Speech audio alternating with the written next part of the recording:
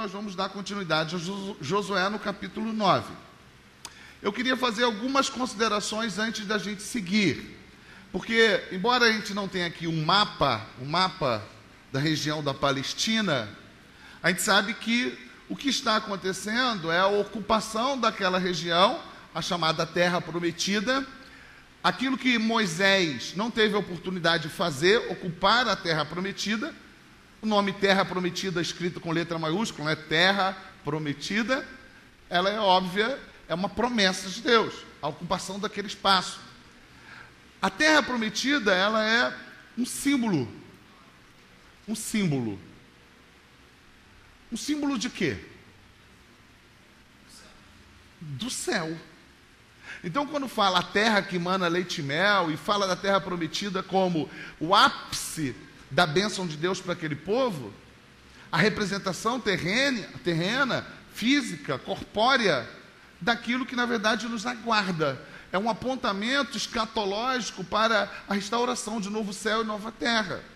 Então a gente não pode imaginar que nenhum lugar aqui na face da terra é o que de melhor Deus tem para nos dar. Claro, sabemos também, e aí talvez para alguns isso seja novo, mas eu falo isso sempre, que a eternidade a gente não vai viver como alminhas no céu, né? Espectros de pessoas. A eternidade será física, novo céu e nova terra. É uma nova realidade onde nós teremos a condição que vivia Adão e Eva, ou viveram Adão e Eva. Uma restauração física, corpórea também. Mas não é a Terra Prometida de hoje, aquilo que está lá na Palestina, onde o Estado de Israel ocupa. Isso não é isso que nos aguarda. É aquilo que Adão, aquilo que Eva experimentaram no paraíso. A plenitude da vida humana e da criação de Deus, com a ausência do pecado. Né? Do pecado. Então, a Terra Prometida foi prometida, é uma promessa de Deus. Vamos abrir outro parêntese, que o pastor gosta sempre de fazer inserções de ensinos, para a gente lembrar. Quando alguém disser para você, olha, Deus tem uma promessa para você, você pergunta à pessoa, qual promessa? Porque isso é uma coisa extremamente vaga, que quer dizer, sabe o que quer dizer? O Tadeu Schmidt fala isso nos gols do Fantástico, né? E sabe o que isso quer dizer?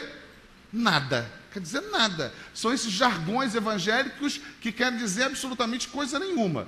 Deus tem uma promessa para você. O inferno é uma promessa. Você quer ir para o inferno? Não. Então identifique na Bíblia, as promessas do Senhor estão manifestas na palavra dele. Precisa conhecê-la. E Deus prometeu àquele povo que eles ocupariam como uma sombra. Tudo que vemos no Antigo Testamento é uma sombra daquilo que seria revelado em Cristo Jesus. Quando a gente olha, por exemplo, para Apocalipse 21 e 22, diz que não haverá mais choro, não há lamento, não haverá dor, não haverá morte. E no 22 mostra a cidade santa, a Nova Jerusalém. Ela é física. Ela é física. E diz que não haverá necessidade de lumiares, de estrelas, de sol, né? Não há necessidade de um astro que nos ilumine. Por quê? Porque a sua glória nos iluminará. E ele é aquele rio que passa no meio da cidade. Ou seja, é aquilo, o rio representa a fecundidade, a prosperidade, a bênção, a paz. É o rio de águas tranquilas e de refrigério. Ele estará entre nós. Por quê? Porque nós viveremos eternamente com Deus na pessoa do Filho, Cristo Jesus, o morto e ressurreto. Assim como ele morreu e ressurgiu, nós também ressurgiremos. E nesse processo de ocupação, está tudo tranquilo, é estudo bíblico, pode interromper, tá bom? E nesse processo de ocupação da Terra Prometida, a gente começa a entender que tudo aquilo que está no Antigo Testamento, na verdade, compõe a mesma mensagem do Novo Testamento. Não é uma história e depois outra história. Cada animal morto no Antigo Testamento aponta para o Cordeiro de Deus que seria morto. Cada sacerdote que se apresentava para mediar a relação de Deus com o povo, aponta para o nosso mediador supremo, Cristo Jesus.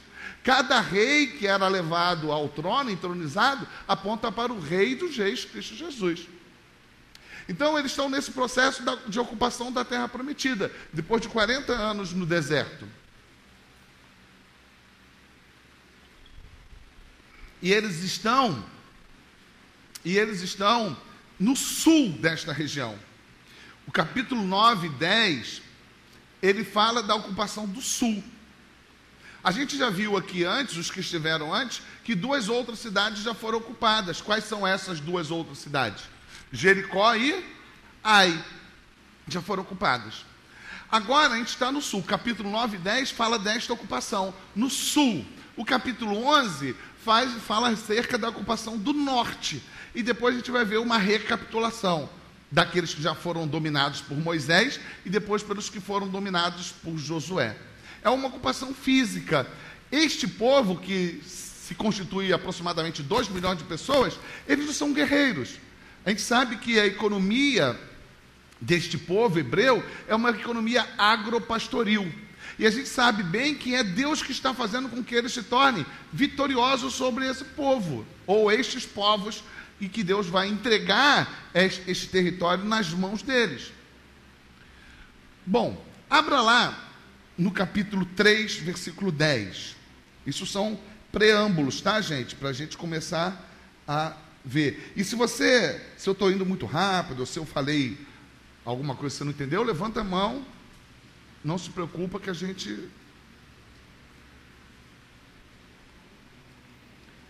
Quando a gente vai aqui no versículo 10 do capítulo 3, nós vemos praticamente uma demonstração de que povos são esses que serão dominados.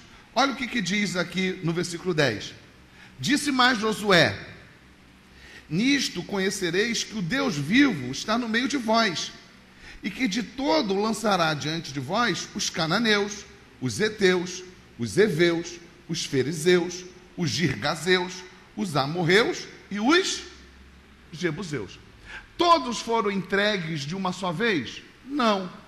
A gente vai ver, por exemplo, que um desses povos será praticamente o último a ser dominado. E que este povo não vai ser dominado por Josué, nem pelos juízes, nem por Saul, só vai ser dominado quando Davi for entronizado. E vai representar a ocupação máxima dessa região e a conquista maior dessa região. E vai representar também o momento onde Jerusalém vai se tornar a sede de Israel. E quem é que domina e que povo é esse? É Davi, que vai unificar as 12 tribos. E que povo é esse? Os jebuseus. Os jebuseus são os últimos destes povos que serão dominados. Os últimos. E serão dominados exatamente por Davi. E é Davi, então, que vai unificar as 12 tribos sobre o seu reinado em Jerusalém. Isso a gente vai ver lá para o ano de 2025, quando chegar a 2 Samuel, tá bom? Mas tá tranquilo? E por que então o tio Wilton voltou lá para que você olhasse 3:10? Porque é importante a gente olhar aqui um desses povos, que a gente vai falar hoje. Que povo é esse? Os heveus. A gente vai ver um evento que está relacionado com estes heveus. E volta lá para o capítulo 9 agora. E os gibeonitas, o que a gente vai ver hoje, estão entre aqueles que constituem os heveus. Aí você pensa assim: puxa vida, isso deve ser muito bom para eu estudar lá no seminário. Porque qual a validade disso para a minha vida? Qual a validade disso? Isso aconteceu lá 1.400 anos antes de Cristo, nessa região que eu nunca nem pisei. A Bruna teve... você teve no Oriente Médio não, né, Bruna? Não. Norte da África, né? Então não teve. Mas pastor Nerval, por exemplo, já pisou lá, conhece aquela região. Pastor Nerval, alguém que já teve naquela região da Palestina. Mas eu nunca fui, talvez ninguém aqui nunca tenha ido. O que isso tem a ver comigo? Então, eu quero já de antemão apresentar para você uma ideia que está muito clara no capítulo 9 e que eu quero apresentar logo de imediato para que você possa compreender que há um ensino central nesse capítulo 9. Isso ajuda a gente a entender. E o que eu quero dizer? Eu fiquei pensando como eu poderia sintetizar este ensino para vocês, numa expressão, num título, numa síntese, para que a gente possa aprender. Eu, então, resumi da seguinte forma: só há graça e misericórdia onde há o temor do Senhor. Vamos repetir e na nossa mente, e senão você começa a repetir, daqui a pouco eu vou falar, dá um abraço no irmão que está ao teu lado, e é melhor não, porque eu não suporto essas coisas, tá bom? Diga para o teu irmão que está ao teu lado, não faça isso que eu não gosto, tá? Então não vou pedir para você repetir, tá? Aí o Renan já se animou. Então não precisa dizer nada para o irmão que está ao teu lado, nem repetir alto para mim, mas pensa aí na tua mente, tá bom? Significado de cada uma dessas expressões. Só há misericórdia e graça onde há o temor do Senhor. Então vamos tentar aqui, antes de ler, entender o que isso significa. Só há misericórdia e graça. O que é misericórdia e graça? É a capacidade de perdoar, é a capacidade de abrir mão do seu direito, é a capacidade de ser misericordioso, é a capacidade de acolher o outro. Perceba, isso não tem nada a ver com o mérito do outro, é um favor que você faz, é algo que você abre mão, que você tinha o direito de punir, tinha o direito de usar a justiça, mas você abre mão. Mas quando isso se dá? Quando há o temor do Senhor. Agora, o que é o temor do Senhor? Para tentar tornar mais palatável o Evangelho, algumas pessoas dizem assim: o temor do Senhor não é medo, é respeito. E as pessoas, então, muitas vezes ficam desqualificando a verdade bíblica. O que significa o temor do Senhor? Não é nem medo, é pavor. O Deus da Bíblia, ele exige pavor, medo mesmo. Por quê? Porque ele pune, porque ele mata, porque ele destrói. Mas Deus faz isso? Sim. Por quê? Porque ele não deixa pecados impunes. O Deus da Bíblia, e é assim que a gente entende porque ele manda entrar nas aldeias e destruir tudo. Por quê? Porque é justo que o ímpio morra, porque o salário do pecado é... Então por que eu posso ter misericórdia e graça quando eu temo ao Senhor? Aí a gente começa a olhar para a Bíblia como um todo. Vamos olhar para Gênesis capítulo 3. Adão e Eva pecaram. O salário do pecado é a morte. Então o que Adão e Eva mereciam? Morrer, ser destruído, mortos. E morreram espiritualmente. Mas o que Deus faz? Ele vai lá e indaga. Ele apresenta a pergunta da graça, a pergunta da misericórdia. Sabendo onde Adão e Eva estavam, ele indaga: onde vocês estão? Onde você está, Adão? Deus não sabia onde Adão e Eva estavam? Claro que sabia. A indagação dele, esta pergunta, é a manifestação da graça, é o Evangelho. O Evangelho. Então ali Deus promete a ele que viria um do ventre da mulher, que mesmo sendo ferido no calcanhar, esmagaria a cabeça da serpente. Conversando com um rapaz, sábado, oportunidade que Deus me deu falar do Evangelho para essa pessoa, na visita que eu fui no sábado, ele falou assim: eu não consigo entender, porque a questão do apedrejamento e tal, porque Deus ordena que apedreje e tal, falando, tudo bem. Falei, por causa da justiça, pecou, tem que pagar. E aí eu perguntei a ele: mas Davi também adulterou, mas Davi foi apedrejado? O que isso significa? Que Deus deixou impune o pecado de Davi? Então, vocês que são membros em Cachamorra e que conhecem a Bíblia, me respondam: se Deus é justo, justiça quer dizer que sempre que há correção e nenhum tipo de falha nesse Deus que é plenamente justo, como então Davi pôde ser perdoado? Deus foi lá e passou uma esponja no pecado de Davi e falou assim: agora você está limpo, meu filho, pode ir embora? Foi isso que Deus fez? Então como Deus diz que Davi é um homem segundo o coração de Deus? Alguém pagou por ele. Deus não deixou impune o pecado de Davi. E quem pagou por Davi? Cristo. Antes de Cristo, todos que foram salvos pelo seu sangue derramado. E depois de Cristo, todos que foram salvos pelo seu sangue derramado. Não há salvação sem Cristo. Então Deus não deixou Davi impune. Deus não foi bonzinho, porque o Deus da Bíblia não é um Deus bonzinho, bacaninha. Jesus te ama. Isso não existe. Jesus te ama, mas Ele vai te condenar ao inferno se você não se arrepender. Mas para onde vão os seus pecados? Sobre a cruz. Porque Deus é justo e não pode ficar pecado sem que haja punição. Está claro? Agora eu fui encontrado por este Cristo. Eu fui salvo por este Cristo. Agora, nesta terra, neste mundo, o que eu preciso fazer?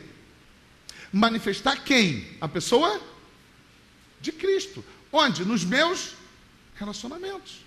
Agora, o Renan, ele me ofendeu. Ele me odiou. Ele me maltratou. Mas ele é meu irmão. Então, o que eu tenho que fazer com o Renan?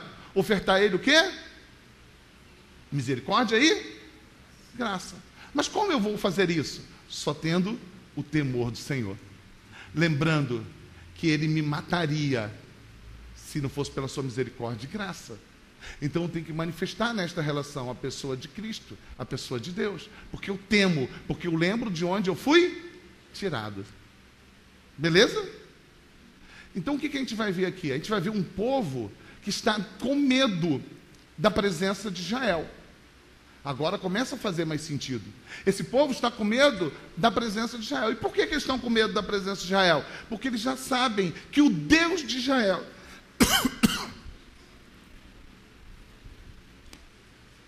porque eles já sabem que o Deus de Israel fez com que eles tivessem vitória sobre Jericó e sobre Ai. E agora, o que faremos nós? O que acontecerá conosco? Nós também seremos destruídos. E eles têm alguns caminhos diante disso. Qual é o primeiro caminho? O embate, a guerra. Mas eles estão temendo este Deus, eles estão com medo deste Deus. Qual é o outro caminho? Segundo caminho? Fazer como Raabe fez. E o que Raabe fez? Raabe foi até o povo de Israel e suplicou por misericórdia. Raabe é o emblema do que nós devemos fazer. Reconhecermos como inimigos desse Deus, o Deus de Israel, e clamar: Senhor, tenha misericórdia de mim, porque sou o teu inimigo. Alguém abra lá, por favor, em Josué 2:10.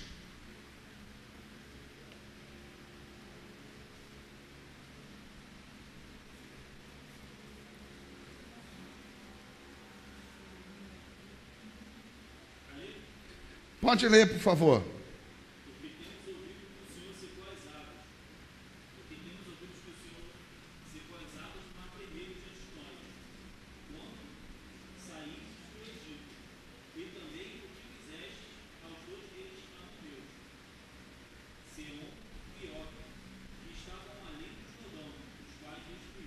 Continua, 11. Desmaiou-nos.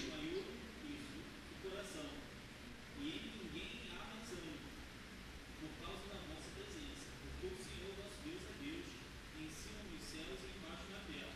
12. Agora, pois, jurai e vos peço, pelo Senhor, que assim como usei de misericórdia para convosco, também delas usareis para com a casa de meu pai, e que me dareis o sinal certo.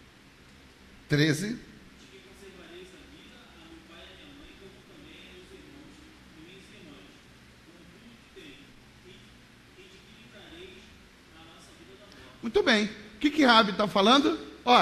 Nós temos 3 caminhos. O embate, o confronto. Estamos no sul da região. Primeira opção, vamos confrontar este povo, fisicamente, na guerra. Mas eles estão com medo. Por quê? Souberam aquilo que Deus, o Deus de Israel, tinha feito em Ai e tinha feito em Jericó. Então, qual é a primeira opção? O embate. Abrir mão dessa possibilidade. Qual a segunda opção? Fazer aquilo que nós devemos fazer. Nós devemos ser como Raabe. Tem misericórdia salva-nos. Sabemos quem é este Deus, Deus Todo-Poderoso, salva-nos. Foi isso, abrindo mais um parêntese, foi isso que Ruth fez aos pés de Boaz. Deitou prostrada aos pés de Boaz, esperando que Boaz tivesse compaixão dela. A Bíblia toda conta uma história só, da criação, da queda e da restauração, da queda e da restauração em Cristo Jesus. É sempre a mesma história. Boaz teve misericórdia, assim como Deus teve misericórdia de nós em Cristo Jesus. E Boaz faz de Ruth, a estrangeira, a viúva, aquela que deveria ser desprezada, a sua noiva. É isso que Deus faz em Cristo Jesus com a igreja, que nada merecia. Então é feita a noiva de Deus em Cristo Jesus. Tudo bem? Tranquilo? E o que os gibeonitas vão fazer? Eles nem vão para o confronto, eles nem vão fazer como Raabe, e como também fez Ruth na história com Boaz, suplicar misericórdia. Eles vão usar de engano. De engano. Eles vão contar uma história, eles vão criar um teatro, e vão então se revelar como alguém que está suplicando misericórdia e graça, mas dentro de um cenário de mentira. E o povo de Israel então vai descobrir, Josué vai descobrir, e agora? O que esse povo farsante merece? O que eles merecem? A morte, a condenação. Mas o que aconteceu? Eles juraram diante do Senhor que iria protegê-los. Então por que eles tiveram misericórdia e graça? Por causa do temor do Senhor. Este é o ensino deste capítulo. A gente não consegue ter misericórdia e graça porque nós somos bonzinhos. Olha, na minha relação com Marcinha, eu vou perdoar a minha esposa, eu vou agir com misericórdia e graça. Renan, que casou hoje, ontem, metade só, né? Calma. Como eu dizia para Ítalo e Miralha, calma aí, segura aí. Ainda não. É que nem escatologia. Já e ainda não. Já aconteceu, já é o reino, mas ainda não. Então, imagina eu e Marcinha. Como que eu posso ter misericórdia e graça dessa mulher? Como que ela pode ter misericórdia e graça comigo? Como? Não é algo natural, não é algo espontâneo. Porque, como diz o livro, são dois pecadores. O livro, quando... qual o nome do livro? Quando pecadores dizem sim. É intimidade entre dois seres que tendem à autoidolatria, que amam a si mesmo e vão viver dentro de uma intimidade. Isso torna-se insuportável. Mas como isso é possível? Temendo o Senhor. Então, temendo o Senhor, eu posso ter misericórdia e graça. Este é o ensino desse capítulo 9. Isso não é natural, a gente não tem misericórdia e graça. Então, diante dos gibeonitas que mentiram para eles, como eles vão ter misericórdia e graça e não destruí-los? Pelo temor, porque eles juraram, eles fizeram uma aliança com Deus. E na aliança com o Senhor, eles fizeram uma aliança com estes que não mereciam. E eles então agem com misericórdia e graça, não destruindo-os. Muito pelo contrário, representando-os em guerra.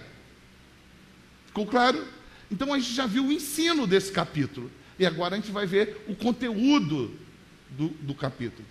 Tudo bem, gente? Alguma pergunta? Lembrando que o capítulo 9 e o capítulo 10 fala da ocupação do sul desta região. Tá bom? Então vamos para o texto bíblico. E agora creio que fique mais fácil para que a gente possa compreender, para que a gente possa...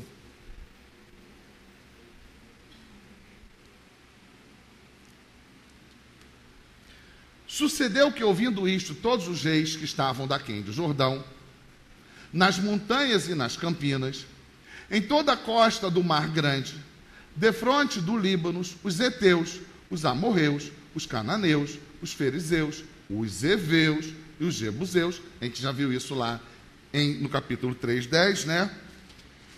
Se ajuntaram eles de comum acordo para pelejar contra Josué e contra Israel. Os moradores de Gibeão e os gibeonitas constituem que povo mesmo, hein, gente? Os heveus.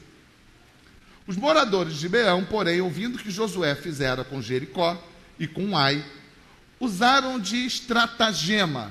No hebraico, esta expressão, ela é o seguinte, olha, talvez para a nossa linguagem seria mais, eles usaram de astúcia. Eles usaram uma expressão que a gente carioca conhece bem, de esperteza. Sabe? Eles usaram de esperteza. 171. Carioca conhece bem o que ele está dizendo, né? É isso, eles usaram de esperteza, de malícia. E foram e se fingiram embaixadores e levaram sacos velhos sobre seus jumentos e odres de vinho, velhos, rotos e consertados. Para dar a ideia de quê? Que eles estavam muito tempo em viagem. É uma encenação.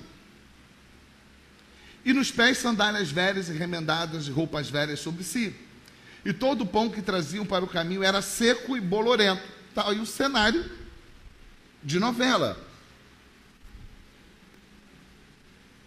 Foram ter com Josué ao arraial, a Gilgal, e lhe disseram a ele e aos homens de Israel: chegamos de uma terra, imagino que eles deviam estar falando até com uma voz mais cansada assim, né? Imagina, né? Chegamos de uma terra distante, fazei, pois, agora aliança conosco.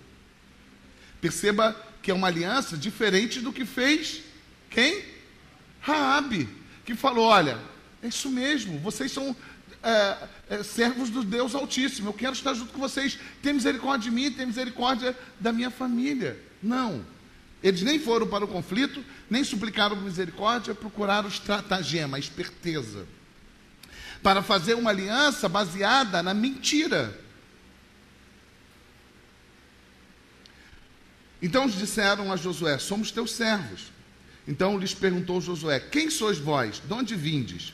Responderam-lhe: teus servos vieram de uma terra muito distante, e na verdade eles eram vizinhos.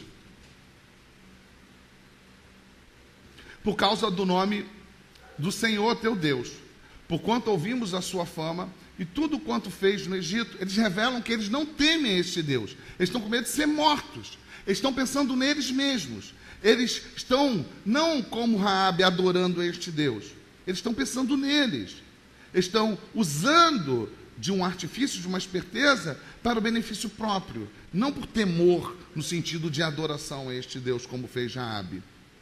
Por causa do nome do Senhor teu Deus, por quantos ouvimos a sua fama e tudo quanto fez no Egito, e tudo quanto fez aos dois reis dos amorreus que estavam da além do Jordão, Seom, rei de Esbom, e Og, rei de Bazã, que estava em Astarote. Parece a mesma coisa que Raabe disse, só que aqui é mentira.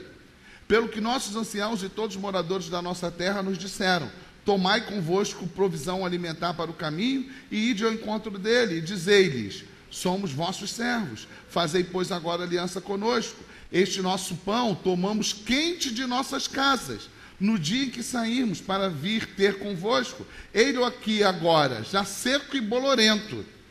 Estes odres eram novos quando os enchemos de vinho. Ele aqui, já rotos, e estas nossas vestes e estas nossas sandálias já envelheceram, por causa do muito longo caminho. Então os israelitas tomaram da provisão e não pediram conselho ao Senhor. Perceba, o que eles fizeram? Eles agiram de misericórdia e graça, mas não pediram conselho ao Senhor. Ou seja, seguindo o coração, foram levados por aquilo que eles estavam vendo. E a nossa percepção, a nossa capacidade sensorial nos engana. O nosso coração é enganoso.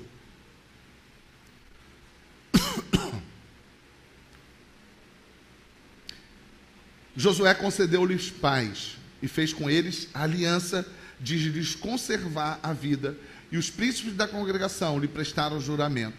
Ao cabo de 3 dias, depois de terem feito aliança com eles, ouviram que eram seus vizinhos e que moravam no meio deles, pois partindo os filhos de Israel, chegaram às cidades deles ao 3º dia. Suas cidades eram Gibeão, Sefira, Beerote e Kiriate Jearim. Os filhos de Israel não os feriram, porquanto os príncipes da congregação lhes juraram pelo Senhor. Qual é a ênfase do nosso estudo aqui? Misericórdia e graça só é possível pelo temor do Senhor. A aliança era por causa de Deus, baseada em Deus. Eles agora não podiam mais desfazer esta aliança. Vamos lembrar de uma coisa: Davi está numa caverna. Davi está numa caverna. E agora ali está Saul. E Saul está dentro da caverna. E Saul queria matar Davi. Queria matar Davi. E Davi já tinha sido ungido rei. Presta atenção. Ser ungido rei não é a mesma coisa que já ter sido entronizado como rei. Ele foi ungido. Ele recebeu a promessa de que ele seria o próximo rei. Só que o rei está vivo. O rei vive. E o rei quer matá-lo. E agora os companheiros de Davi falam: é agora, Davi, você pode matá-lo. E Davi vai lá, arranca um pedaço da sua veste, do seu manto, e traz para mostrar que pôde matá-lo e não matou. E qual o motivo pelo qual Davi não matou Saul? Ele vai dizer que não matou o seu senhor, e no hebraico ali é posto com maiúsculo e minúsculo, melhor, em português, para a gente poder entender, né? Mas eu quero dizer para vocês que na língua original não tem maiúsculo e minúsculo. A gente, Deus, Senhor, essas palavras, elas não são acompanhadas dessas diferenciações. É o contexto que aponta, né? Para falar a verdade, no grego, por exemplo, não há nem separação de vírgulas, ponto, é continuada as letras assim. Certo, Paulo? Estudante de grego. Certo, Antônio Carlos? Certo? Ela é continuada assim, ó. Essa é uma construção para a gente na língua portuguesa. E Davi vai dizer então: eu não matei o Senhor por causa do meu Senhor. Davi tinha uma aliança com Deus,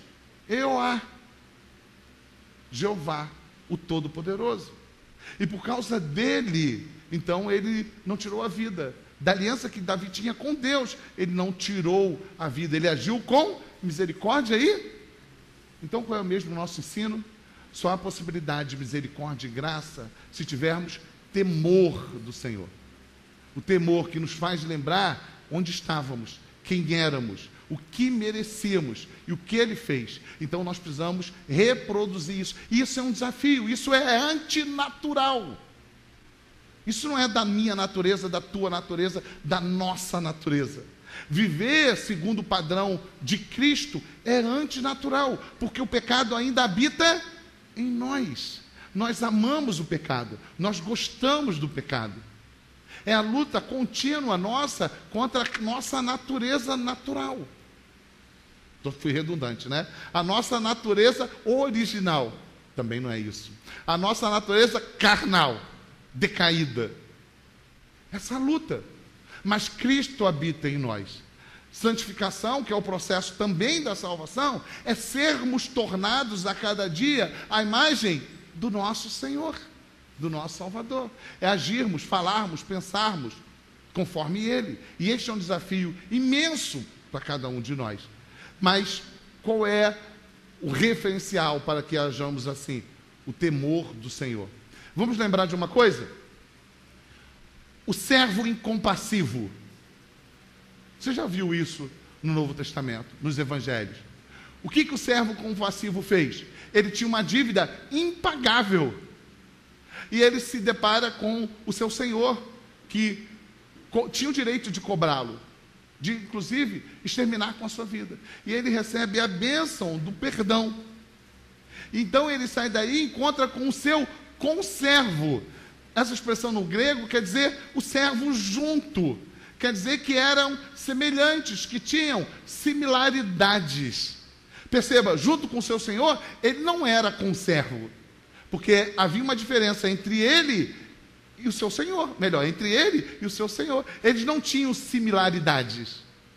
Mas junto com o seu conservo, e isso no grego quer dizer junto, ou seja, um igual a ele, que tinha uma dívida menor. O que ele faz?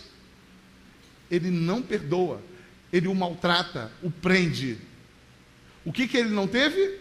Misericórdia e graça. E por que ele não teve? Porque ele perdeu o temor do Senhor. Ele esqueceu daquilo que ele recebeu. Temer a Deus, ou seja, ter medo, nos faz lembrar do que Deus poderia fazer comigo, com você, se não fosse a sua misericórdia e a sua graça. E agora, diante desta aliança com Deus, o povo de Israel deve agir com misericórdia e graça com os gibeonitas, que foram farsantes, espertos, usaram de estratagemas. Ok? Vamos continuar. Onde paramos? Versículo. Os filhos de Israel não os feriram, porquanto os príncipes da congregação lhe juraram pelo Senhor, Deus de Israel, pelo que toda a congregação murmurou contra os príncipes. Então todos os príncipes disseram, ou seja, eles foram precipitados, né? Eles não consultaram a Deus. Então todos os príncipes disseram a toda a congregação, nós lhe juramos pelo Senhor, Deus de Israel, por isso não podemos tocar. O que a congregação está pedindo? Você já viu aquele pessoal nas arenas romanas? Começa a bater, pedindo o quê? Pedindo o quê? Está lá o cara lutando, os gladiadores, e aí um cai no chão, e aí está lá a ponta, o pessoal começa pedindo o quê? Mata! Mata! Mas eles tinham uma aliança com Deus. Eles precisavam temer a este Deus. Perceba, a misericórdia e graça não tem a ver com o mérito do outro. A misericórdia e graça não tem a ver com o merecimento do outro. Tem a ver com a aliança feita com Deus. Disseram, 21, disseram-lhes, pois, os príncipes, vivam, e se tornaram rachadores de lenha e tiradores de água para toda a congregação, como os príncipes lhe haviam dito. Chamou Josué e disse-lhes, porque nos enganastes, dizendo, habitamos muito longe de vós, sendo que vives em nosso meio. Agora, pois, sois malditos, e dentre vós nunca deixará de haver escravos, rachadores de lenha e tiradores de água para a casa de meu Deus. Então responderam a Josué, é que se anunciou aos teus servos, como certo, que o Senhor teu Deus ordenara ao seu servo Moisés que vos desse toda esta terra e destruísse todos os moradores dela diante de vós. Por isso, tememos muito por nossa vida. Ou seja, eles estavam preocupados exclusivamente com eles mesmos. Não tem uma relação de adoração como Raabe teve com este Deus.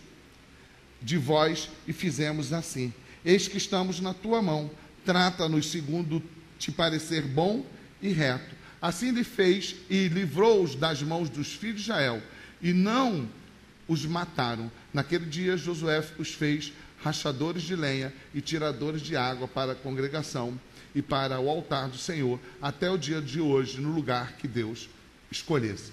Na semana que vem, o que nós vamos ver? Na semana que vem, nós vamos ver eles sendo agora protegidos pelo povo de Israel.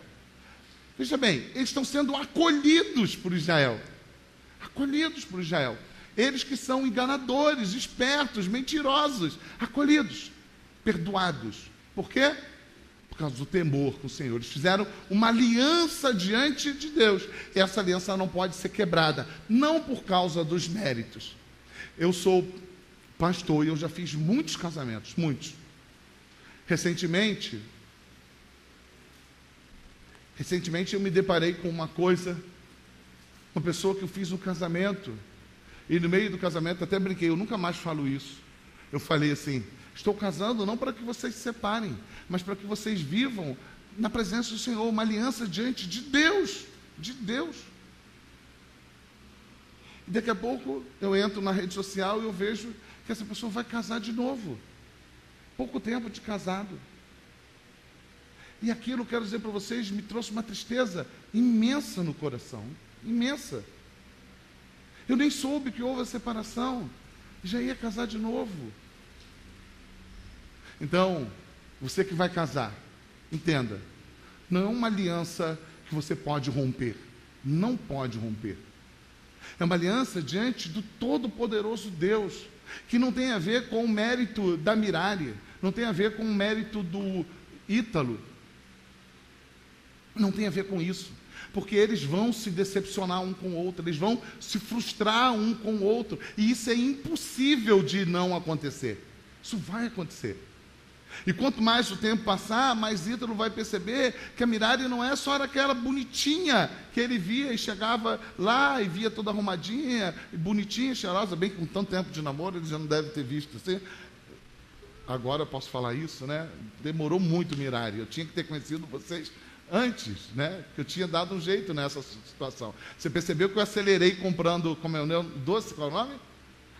A palha italiana. Ela chegava, para ajudar no meu casamento. Quanto tem aí, Mirari? Comprava um monte para tentar acelerar a situação, né? Rebeca está rindo, porque também. Então, o negócio aqui é tipo Santo Antônio, sabe o que é, né? Tem que resolver essa parada, tem que tocar logo o barco, né? Então, assim, cara, nem sei mais o que você estava falando. Então, cara, é aliança diante de Deus, não tem a ver com o mérito do outro. Misericórdia e graça só é possível quando nós tememos ao Senhor. Aliança diante de Deus. E por que nós não podemos matar? Mata, não posso. Por quê? Porque eles não merecem? Merecem. Eles merecem. Mas por que não mata?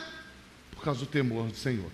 Então não é uma história para você entender que os gibeonitas fazem parte do povo heveu e que agora Israel está ocupando o sul da Palestina, chamada Terra Prometida. É muito mais do que isso. É a mesma história de sempre. A mesma história que eu vou contar quinta-feira que vem, a mesma história que vai ser ensinada na EBD no domingo, a mesma história que vai ser ensinada no domingo à noite. É Deus interagindo na história para nos resgatar sem que nós mereçamos. Por misericórdia e graça. Resgatando por meio do Filho, Cristo Jesus. A não condenação deste povo, agora naquele momento, aponta para a pessoa de Cristo. De Cristo. Aquele que merecia morrer, não morre. É isso o relato bíblico. Então, agora, nós que fomos alcançados por essa misericórdia e graça, a gente precisa. Ítalo trabalha numa fábrica, né? Outro dia ele foi ao hospital, aí o rapaz, abriu um parênteses, falou assim para ele: está sentindo dor no braço, né? Ainda está com a tipóia, Ita? Tá, porque você trabalha na indústria, né? Deve pegar muito peso. Eu fiquei olhando para a cara dele assim, o peso da caneta, né? Trabalho na indústria, pensou que o cara era um operário, ele pegava pesado, né? Ele já estou sentindo muito, deve ser essas dores, né? De movimento, pegar peso. Muito bem. Mas quem trabalha na indústria sabe que existe uma produção em série. E aquilo que sai ali no final, no processo industrial, é baseado num molde, num padrão. Eu não sei se ele trabalha lá com isso, né? Eu não sei como que é, mas se é chapa de aço, você trabalha com aço, né? Se é chapa de aço, ela tem um padrão. E aquilo ali, o ferramenteiro, ele faz um molde. Se é na produção de plástico, se é na produção de aço, se é na produção de ferro, existe um molde. E o molde nosso é Cristo Jesus. E nós fomos salvos agora para sermos transformados segundo este molde, segundo este padrão. Não pode ser qualquer padrão. Não pode ser qualquer molde. O molde é Jesus de Nazaré. Então, precisamos revelar ao mundo a pessoa de Cristo Jesus. É um desafio, porque nós queremos ter um outro molde, um outro padrão, uma outra forma, porque ainda há o pecado em nós. Mas só podemos ter misericórdia e graça se então tivermos temor com a aliança que foi feita. E aí a gente vai terminar perguntando a vocês: que aliança é essa? A nova aliança. A nova aliança. Que foi feita de que forma? Pelo sangue do Cordeiro de Deus. E aí a gente lembra. Então, quando Jesus Cristo estava na cruz do Calvário, não foi a dor maior dos cravos, nem da coroa de espinho, nem da bofetada,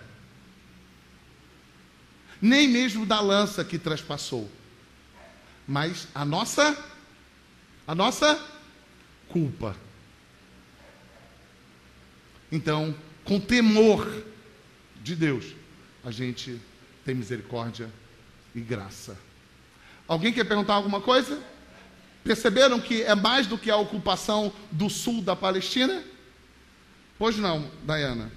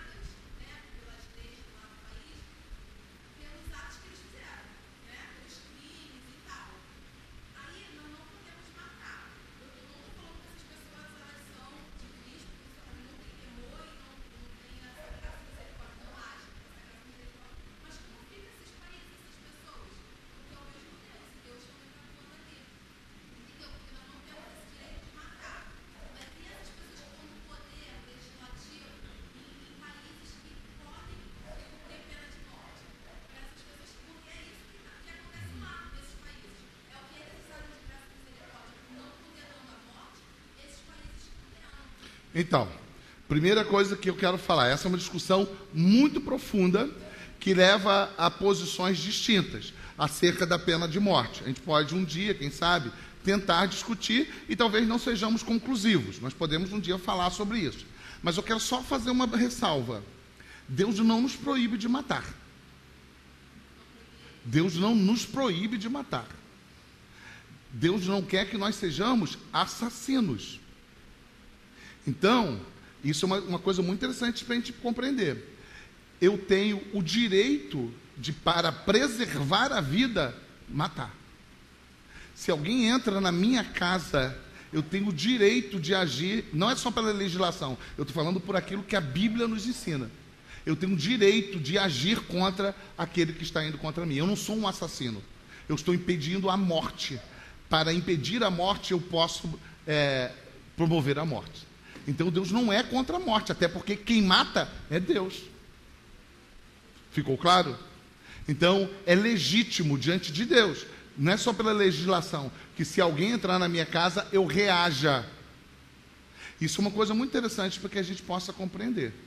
Eu reaja para defender a minha família. Vou dar um exemplo para vocês. É parecido, tá? Não é exatamente a mesma coisa, só para vocês entenderem. Eu estava um dia na escola, e aí as pessoas estavam falando a respeito de um acidente que aconteceu. Um incidente, melhor dizendo. O cara parou para pegar a filha lá no Mato Alto. E quando ele parou, a pessoa rendeu eles e deu alguma volta com eles e os levou para dentro da casa e ficaram um tempo ali em tortura psicológica, aquelas coisas que acontecem, e depois levaram um monte de coisa. E aí a discussão ficou em torno daquele episódio. E quando me deram a oportunidade para falar, eu disse, eu jamais faria isso. Eu jamais faria isso. Jamais isso aconteceria comigo. Por que isso jamais aconteceria comigo? Porque eu não levaria um bandido para dentro da minha casa. Ou eu o mataria ou ele me mataria. Mas eu não levaria um bandido para dentro da minha casa. É um direito para preservar a minha família, preservar a vida. Entendeu? Vamos pegar um exemplo. O que Sansão fez? Sansão fez isso. Ele promoveu a morte para preservar a vida. A vida é o bem que Deus dá. Isso não é assassinato, é preservação da vida. Ao contrário do que as pessoas pensam quando falam, por exemplo, acerca do aborto. O aborto está ali, uma pessoa completamente indefesa. A mãe não é proprietária daquela vida. Ela não tem o direito de tirar aquela vida. Isso é um assassinato. Então, quando a Bíblia fala, não matarás, ela está falando de assassinato. Quando você olha, por exemplo, que Deus vai lá e fala assim, destrói, está matando. Tem um propósito divino atrás. É a mão de Deus fazendo aquilo ali. O homem, tem um monte de homem aqui, né? Junto com essa barata que voa. O homem, ó, os homens que estão aqui. Outro dia eu estava conversando isso, acho, com o Ítalo, né? Falta no nosso meio, falta na nossa construção hoje, um pouco de aquilo que meu pai nordestino falava de brio masculino. Os homens estão muito omissos. Quando você vê lá Titanic e manda retirar primeiro as mulheres e as crianças, isso não é um princípio do Titanic, isso é um princípio bíblico, onde os homens devem proteger as mulheres e as crianças. Parece que os homens andam muito adormecidos. Muito adormecidos. Eles precisam, a gente está precisando um pouco de testosterona, um pouco mais, né? Os homens precisam se colocar como mediadores nesse processo para proteger as suas casas, as suas famílias e as mulheres também de modo geral. Entra no trem, as mulheres estão lá em pé. O cara faz, a primeira coisa que o cara faz é isso aqui, ó. É bíblico, ele tem que levantar para dar lugar para a mulher. É bíblico. Ele precisa proteger a mulher. Não é sua mulher, a mulher. Ele precisa proteger. Perceba como toda essa onda também feminista, ela vai no sentido contrário para pagar isso, né? Não sei, talvez não tenha sido suficiente, mas eu fiz um apontamento, entendeu? Para pelo menos distinguir entre a ideia de assassinato e aquilo que, eu acho que no direito também, né, Renan? Não é isso? Não faz uma distinção entre um ato e outro? Você pode falar um pouco, por favor? Sim, você pode. Vira para eles, para a gente... Direito, pelo menos como é que funciona no direito penal, né? Você tem homicídio, vai caracterizar você tirar a vida de alguém, e você também pode reagir com legítima defesa, você exclui a culpa da pessoa. Sabe, se a pessoa vem com uma arma e você dá um tiro e mata a pessoa, você por estar em legítima defesa, aquela culpa, você não tem aquela probabilidade de crime. Então você, em tese, você não respondeu por isso. Mas você não pode pegar e ficar dando 10 tiros na pessoa, né? Aí você ultrapassa a legítima defesa, aí você responderia por excesso. Mas se você repete uma justa agressão, você não responde por esse crime, porque você está preservando a sua vida. Ele é da legítima defesa. Aí você vai e pensa assim, isso é direito justiniano, isso é direito de Roma. Não. Levítico fala disso. Estudamos aqui. Levítico fala disso. Da ideia da reciprocidade, do direito sobre a circunstância. Alguém pediu para falar. Quem foi? Geice. Só um minutinho. Bispa está indo embora? Ah, tá bom. Desculpa. Vai com Deus, Bruna. Você queria sair discretamente, né? Desculpa. Não deu.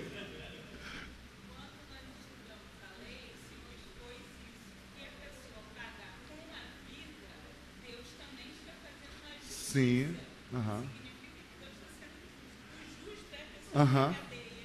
Exatamente. O que o texto de Levítico vai dizer, né? De Deuteronômio também vai falar disso. A ideia de olho por olho, mão por mão, dente por dente, boca por boca, isso é um princípio bíblico. Ou seja, da reciprocidade. Compreenderam? Da reciprocidade. Por quê? O salário do pecado é a morte. Por que é a morte? Por que Deus não condena o homem a pagar 10 cestas básicas? Paga 10 cestas básicas, está liberado. Por que Deus não faz isso? Adão pecou quantas vezes contra Deus? Adão e Eva pecaram uma vez.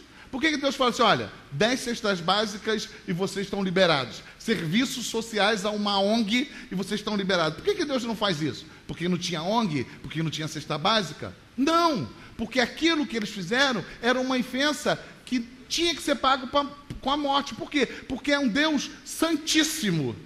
A ofensa foi contra um Deus justíssimo.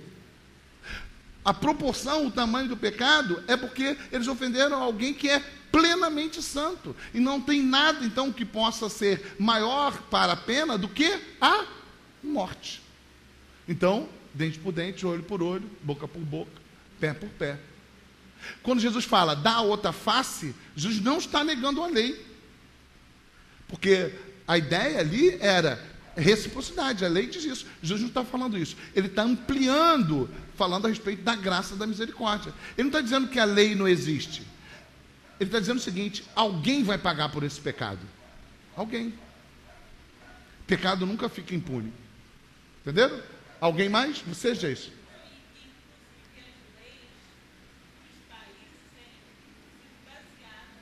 Na lei de Deus. Não é em Justiniano, não é na lei romana, né? É mais do que isso, é na lei de Deus. Pois não, Júnior? Acerca também do que a irmã falou, às vezes as pessoas, até muito ímpio, a pessoa não cristão que não estuda, né, a possibilidade que a gente teve de estudar Levítico, Deuteronômio, fala assim, pô, que Deus bom é esse que manda o povo matar outro povo? É a justiça dele. É a justiça dele, só que a pessoa não entende que aquela terra já era do povo de Israel, porque Abraão, quando esteve ali na Palestina, ele não guerreou para conquistar aquela terra, ele comprou, ele pagou. Quando Deus faz isso, Ele está dizendo para você, Diana, é isso que você merecia também. E você não aconteceu isso com você, porque o Cordeiro de Deus interviu e Ele ficou no seu lugar. Ele pagou. Alguém tem que pagar, senão não seria justo. Alguém tem que pagar. Ok? Pois não, Renan? Eu já ouvi algumas vezes algumas pessoas dizendo assim, nós não devemos servir a Deus pelo medo de ir para o inferno, mas pelo desejo de ir para o céu, estar com o Senhor. E aí eu fiquei pensando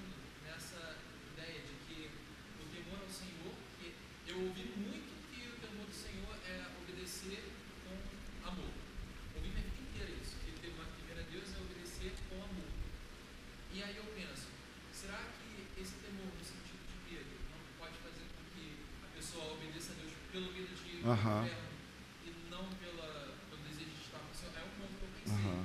Será que também, se eu obedecer ao serviço, aí eu fiquei meio confuso. Entendi.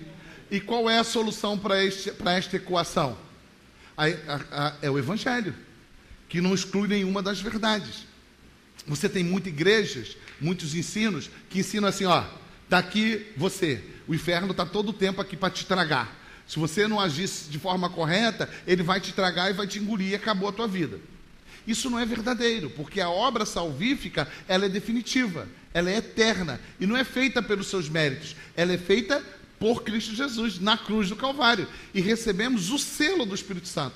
Mas isso não exclui o temor do Senhor, porque excluir o temor do Senhor implica no comportamento de muitos daqueles que são hoje pertencentes a igrejas reformadas, que usa a graça como justificativa para ter uma vida negligente, que usa a graça para se esconder nos seus pecados. Não, Deus é amor. E aí começa a graça, onde abundou o pecado, superabundou a graça. Se você não tem um entendimento correto, zeloso, se você não compreende que Deus é também justiça, você não está entendendo a graça. Para que você compreenda a graça, você precisa compreender a justiça de Deus, esse Deus da morte, esse Deus que condena. Você precisa lembrar para que você compreenda a graça. Então, quando esse mês o presbítero Otacílio esteve diante da mesa do Senhor, a gente precisa compreender o que é aquilo. Aquilo é que alguém, um justo, pagou um alto preço. Eu já falei várias vezes para vocês, muitas coisas parecem bonitinhas, mas são mentiras. Eu até postei uma vez na igreja, falei tanto, alguns viram, e aí me mostraram no Facebook e redes sociais. Boate não sei quanto, não sei o que lá, não sei quanto, para ir para o céu, de graça. Quem viu isso? Eu postei, quem já viu isso aí? Não, alguns já viram, eu até reproduzi. Como de graça? Não é de graça. Foi pago um alto preço. Um alto preço, não foi de graça.